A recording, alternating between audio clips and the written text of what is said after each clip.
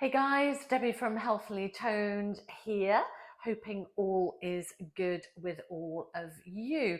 So today we are going to look at how to do a kettlebell swing. I've had a number of requests as to how to do that. So we're going to break it down and there's kind of various elements to it. The first is engaging those abdominals, and then we've really got our hip hinge.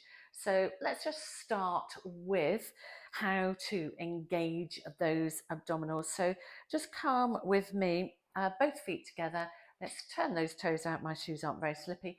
And then a bit like Charlie Chaplin feet, or if you do Pilates, you're kind of Pilates V, and then lift through those heels.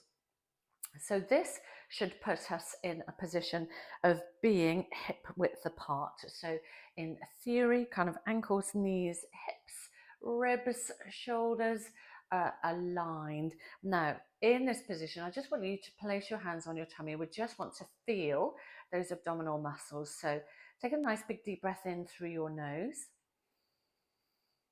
And there you should feel that tummy rise. And then as you exhale, you should naturally feel those tummy muscles contract.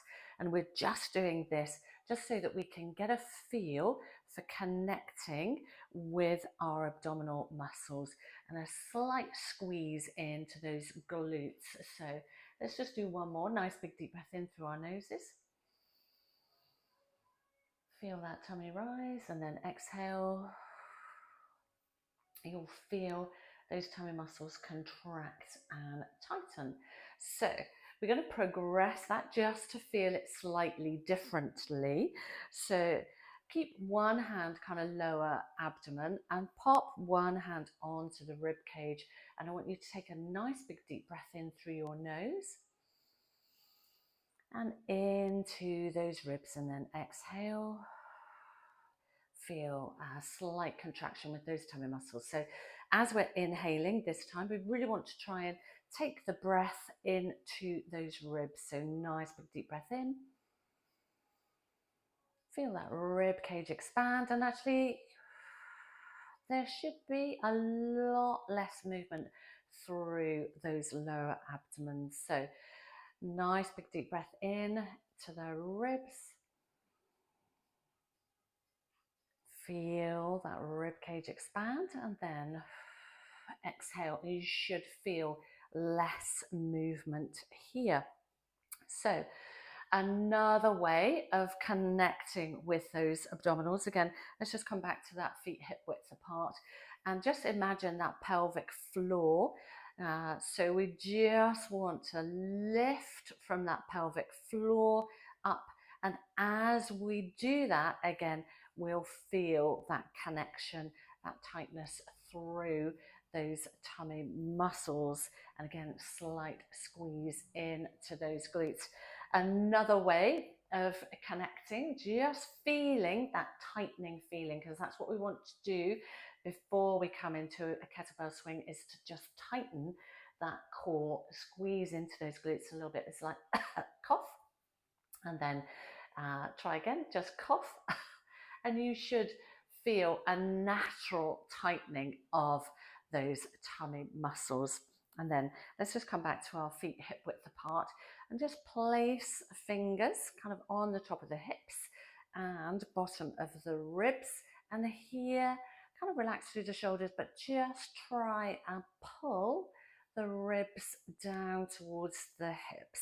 And then again, we're going to feel those tummy muscles engaging, and that's what we want. We want, it's not a sucking in, but we want that tightening, because those tummy muscles are a bit like a corset. They kind of come from around here all the way around here, and just imagine tightening that up, so we're protecting that lower back. So that's kind of the tightening. Just wanted to give you some hints and tips as to how to engage that core and feel that tightening. Other area, we do want a slight squeeze of those glutes. So again, just feet hip width apart and just squeeze into those bottom muscles. And then the kettlebell swing is a hip hinge. So let's just take those feet a little bit wider apart, tighten through those tummy muscles. And here, just for the purposes of this, just so that we get the idea of it, take the hands just to the crease in the thighs here and push the hips back. Remember that connection through those tummy muscles, but just push into the crease so you push back from those hips. So hinge those hips back. So just push those hands into that crease.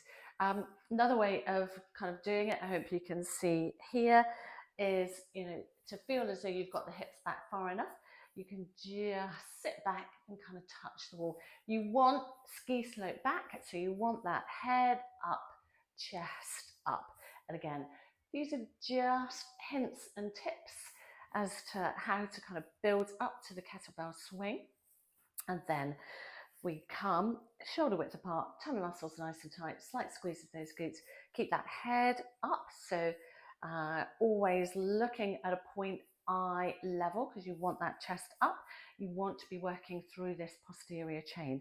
And then when we feel we've got that movement, again, nice and strong through those toe muscles, really sit those hips back, and you really want to punch through those hips.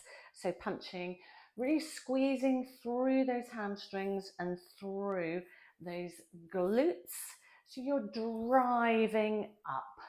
So the arms are going to be holding the bell, but they are not pulling the bell. All the action, impulsion, if you like, propulsion is coming from these glutes and from the hamstrings. So you sit the hips back, kind of put your weight into the hamstrings, into the glutes, and exhale and drive forward. So let's just try that. So here we go. Tummy muscles nice and tight. We've got feet shoulder width apart. Slight squeeze to those glutes. Hinge back into those hips. Sit back further. And punch it up. So sit back and punch it up.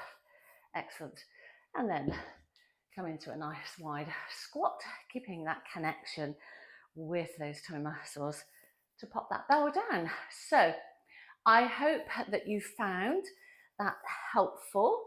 Please feedback whether you did find it helpful, some of the hints and tips to engage that core, sit those hips back, and then drive. So this is your powerhouse, those glutes, those hamstrings, and that core. So let me know, be really, really good to know if that was helpful for you or not. And if it was, please like and subscribe to my channel. And if there's anything else that I can help with, break it down, please just let me know. In the meantime, take good care, and I will see you soon. Take care. Bye-bye.